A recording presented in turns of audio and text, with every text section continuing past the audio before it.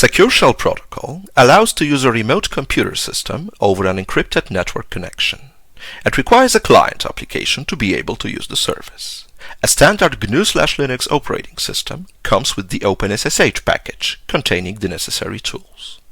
To invoke the client program in a system terminal, we simply type SSH space followed by the username and the remote computer network address, either in form of its IP or the domain name.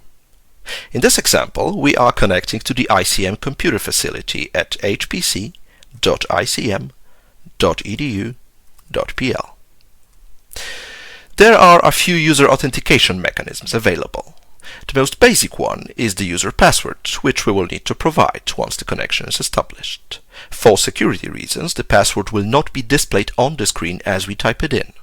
Some systems might require an additional step of authentication called OTP or one-time password. It is also possible to use private key authentication, which will be covered in a separate video.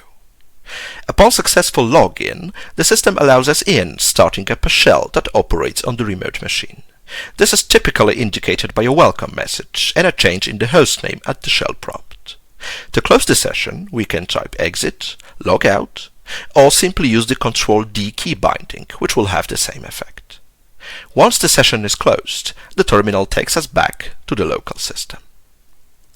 Within a Microsoft Windows environment, an SSH session can be opened with a PuTTY application, among other methods.